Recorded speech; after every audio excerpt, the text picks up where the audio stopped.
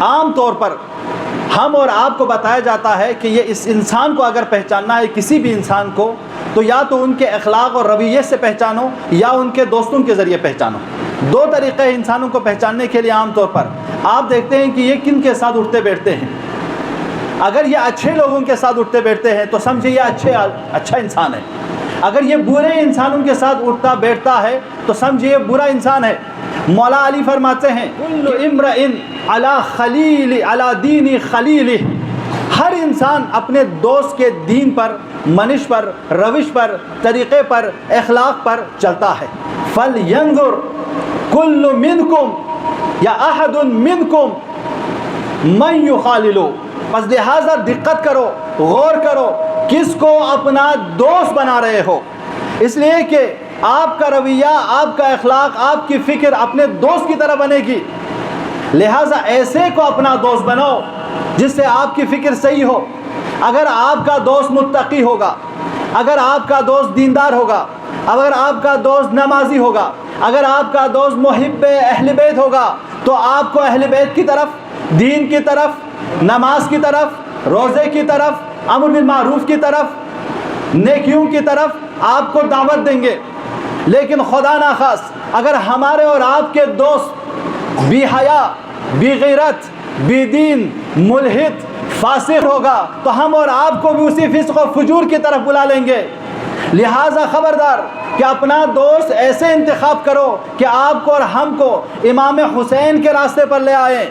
یہ پہلا مرحلہ ہے عزیزو۔ آج بہت سے ماں باپ کی یہ شکایت ہے کہ ہمارا جوان جب گاؤں میں تھا، گھر میں تھا، اپنے شہر میں تھا، نمازی تھا، روزہ رکھتا تھا، بڑے ادب و اخلاق کے ساتھ بزرگوں کے ساتھ پیش آتا تھا، ان کا اخلاق اچھا تھا، کردار اچھا تھا، ماں بہن کی عزت کرتا تھا، لیکن جیسے ہی اس نے شہر چھوڑا، گاؤں چھوڑا، پڑھائی کے لیے یونیورسٹیز میں آئے، دہلی آئے، جموں آئے، کشمیر آئے، مختلف جگہوں پہ پڑھنے کے لیے چلے گئے، ماں باپ سے دور ہو گئے، یونیورسٹیز میں پڑھنے کے لیے چلے گئے، اور پڑھنے کے بعد جب یہ لڑکا ہمارا واپس آیا تو اس کا اخلاق بالکل 90 ڈگری بدلا ہوا تھا۔ یہ جو نمازی تھا اب نماز نہیں پڑھتا تھا، یہ جو با اخلاق تھا اب بے اخلاق ہو چکا ہے، یہ جو بزرگوں کا احترام کرتا تھا اب احترام نہیں کرتا ہے، یہ جس کے نماز شب نہیں چھوٹتی تھی وقت کے واجب نماز ادا نہیں کرتا۔ بڑے ماں باپ پریشان ہوتے ہیں جیسے ہی ان ماں باپ نے ریسرچ کرنا شروع کیا، تحقیق کرنا شروع کیا کہ آخر میرے لڑکا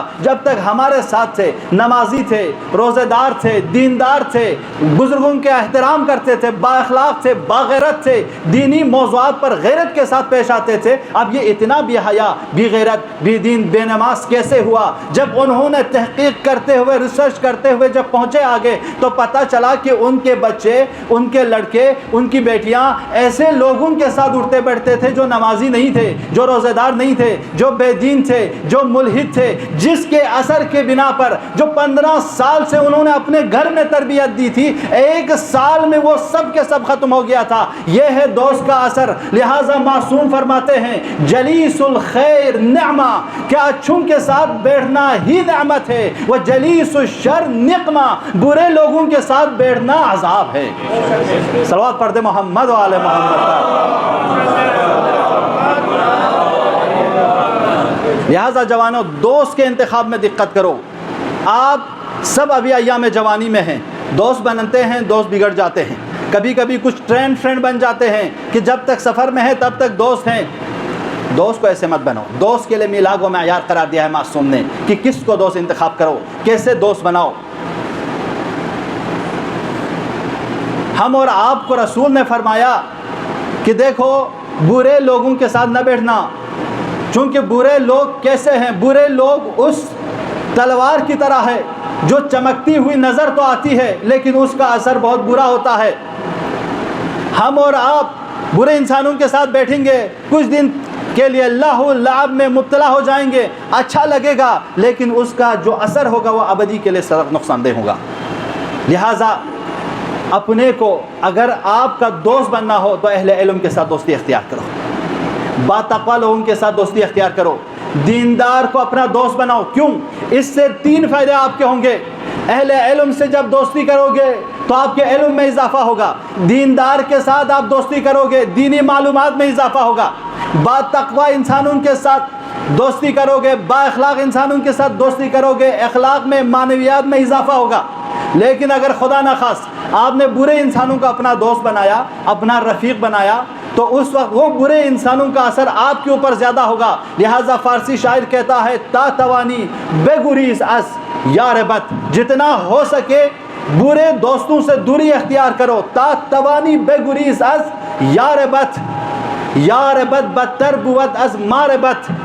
جو سانپ ہے وہ آپ کا برا دوست سانپ سے بھی بدتر ہے۔ کیوں؟ کیونکہ مار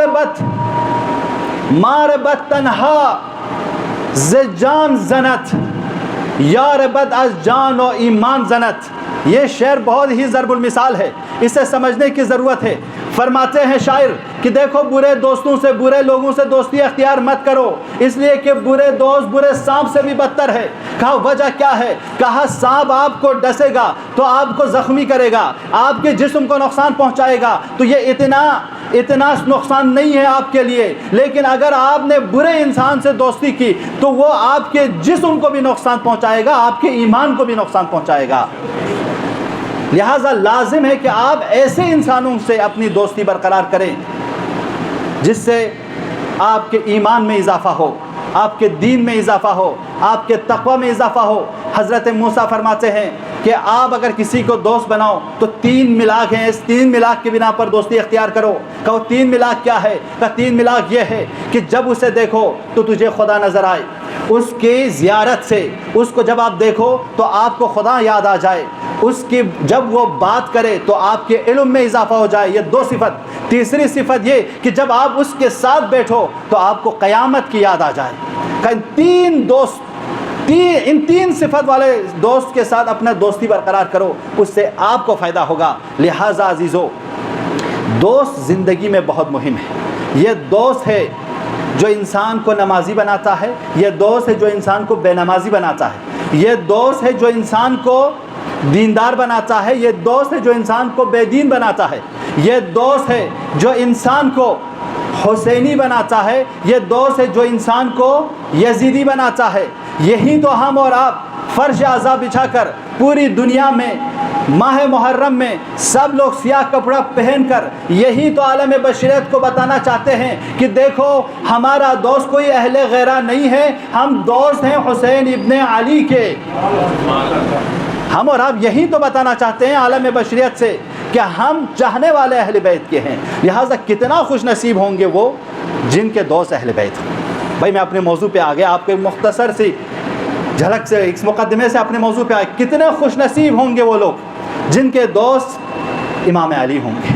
کتنا خوش نصیب ہے وہ شخص جن کے دوست حسین ابن علی ہوں، جن کے دوست ابو الفضل عباس ہوں، جن کے دوست حضرت علی اکبر ہوں، جن کے دوست قاسم ابن الحسن ہوں، جن کے دوست حضرت حر ہوں، جن کے دوست حبیب ابن مظاہر ہوں۔ کتنا خوش نصیب ہے وہ شخص جس کا دوست وقت کے امام زرادہ۔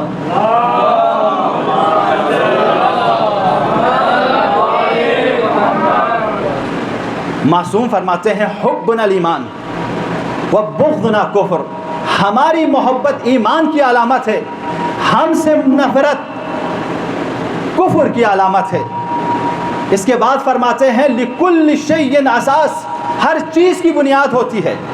حبنا اہل بیت اساس الاسلام، حبنا اہل بیت، اور اسلام کی بنیاد اہل بیت کی محبت ہے۔ تو جو شخص محبت اہل بیت نہیں رکھتا، جس کے دل میں اہل بیت سے محبت نہ ہو، تو وہ کیسے مسلمان ہوا؟ جبکہ محبت اہل بیت بنیاد ہے اسلام کی۔ بھئی آپ گھر بناتے ہو تو بنیاد مضبوط کرتے ہو، بلڈنگ بناتے ہو بنیاد مضبوط کرتے ہو، اسی طرح دین، عقیدہ، ایمان، افکار کے بھی بنیاد ہیں، اور دین اسلام کی بنیاد اہل بیت کی محبت ہے۔